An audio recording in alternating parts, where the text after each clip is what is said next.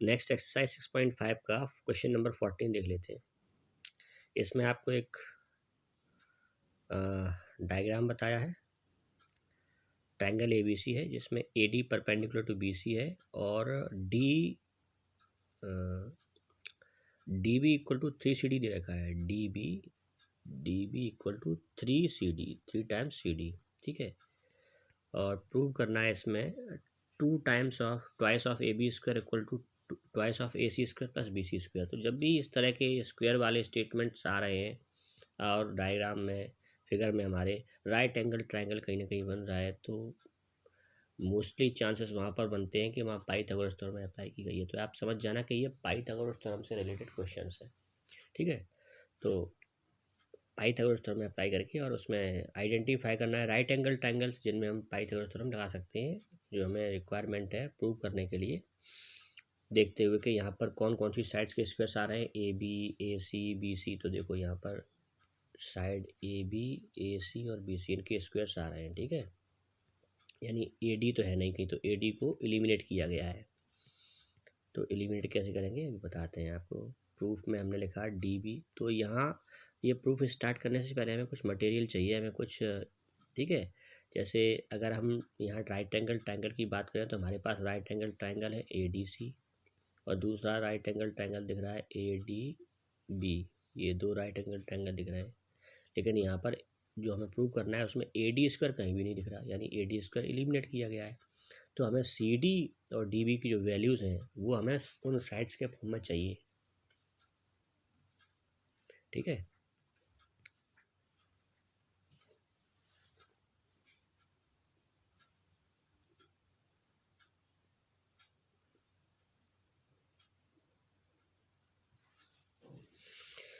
तो देखिए D B equal to 3CD हमें दे रखा है।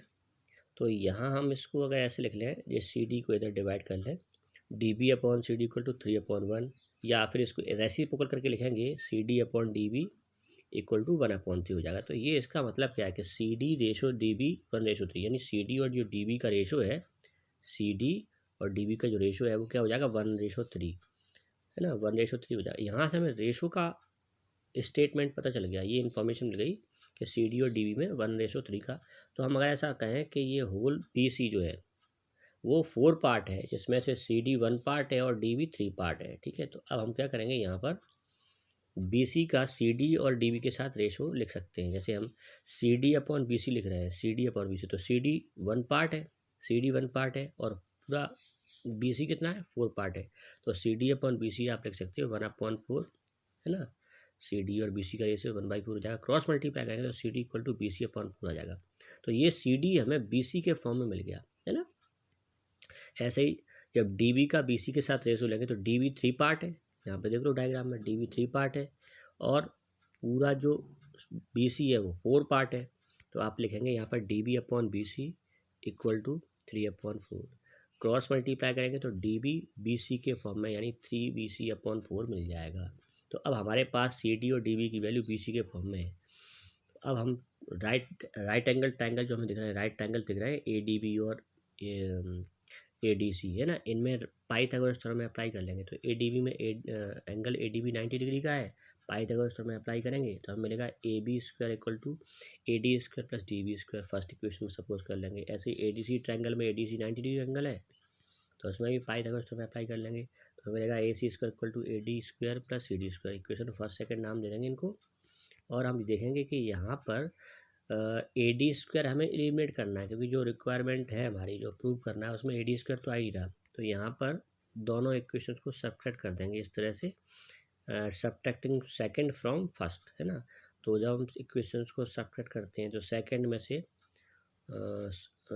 इक्वेशन सेकंड को सब्ट्रैक्ट करना है इक्वेशन फर्स्ट में से। तो फर्स्ट इक्वेशन का एल एच एस लिखेंगे, फिर सेकंड इक्वेशन का एल एच एस लिखेंगे माइनस करके, है ना। ऐसे ही आर एच एस में फर्स्ट इक्वेशन का हमने आर एच एस लिखा, फिर माइनस करके सेकंड इक्वेशन का आर एच एस लिखा। यहाँ ऐसा कर लिया।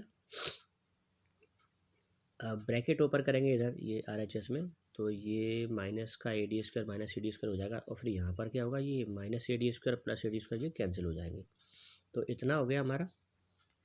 इसके बाद A B square minus A C square, ये तो LHS में चल रहा है अपने, equal to D B square minus C D square बचा। अब डी बी जो हमारा हमने निकाला हुआ था, डी बी क्या था 3BC/4 और सी डी क्या था BC/4। ये जो वैल्यूज़ हैं ये हमने जो BC के फॉर्म में निकाली थी सी डी और डी बी की, यहाँ पर डी बी और सी डी के प्लेस पर लिखेंगे।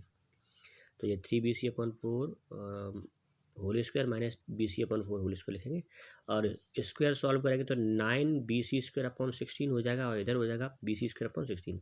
LCM लेंगे 16 आ जाएगा, LCM लेके सॉल्व करेंगे तो न्यूमरेटर में आएगा 9BC² माइनस BC², तो ये 8BC² बचेगा और 8 बन जा 8, 8 2 जा 16, ऐसे सिंप्लीफाई कर लेंगे तो BC² 2 बचेगा। क्रॉस मल्टीप्लाई करेंगे इस 2 का, इधर क्रॉस मल्टीप्लाई किया तो 2AB² माइनस 2AC² BC² बचेगा और फिर इस माइनस 2AC² को इधर RHS में ट्रांसफ़र कर लेंगे तो 2AB² 2AC² प्लस BC²। तो इस तरह से ये हमारा स्टेटमेंट प्रूव हो जाता है।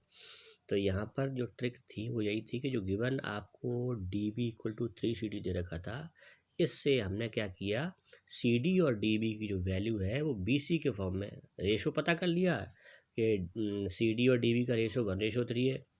तो हमें ये पता चल गया कि CD 1 पार्ट है, DB 3 पार्ट है और जो होल BC है वो टोटल 4 पार्ट है ना। होल BC 4 पार्ट है जिसमें से CD 1 पार्ट है और DB 3 पार्ट है। तो उसके हिसाब से हमने यहाँ पर रेशो लिख लिया। ये रेशो लिखना आपको समझ में आ गया तो बाकी चीज़ें आसान हो जाती हैं, क्योंकि यही इसमें ये पहले हमें होना चाहिए, क्योंकि जब हम ट्राइंगल्स में पाइथागोरस में अप्लाई करेंगे तो CD और DB को हमें रिप्लेस करना पड़ेगा जो जिस फॉर्म में हमें स्टेटमेंट प्रूव करना है। तो CD और DB हमें BC के फॉर्म में मिल जाएंगे और स्टेटमेंट भी जो प्रूव करना है उसमें AB AC और BC आ रहे हैं, कहीं है ही नहीं है AD CD DB, तो वो उनको हमें हटाना है।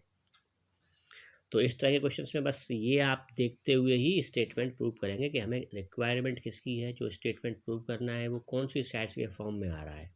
तो केवल उन्हीं साइड्स को रखिए, बाकी कैसे भी करके एलिमिनेट कर दीजिए या उनकी वैल्यू सब्स्टिट्यूट कर दीजिए जिन साइड्स के फॉर्म में वो स्टेटमेंट प्रूव करना है।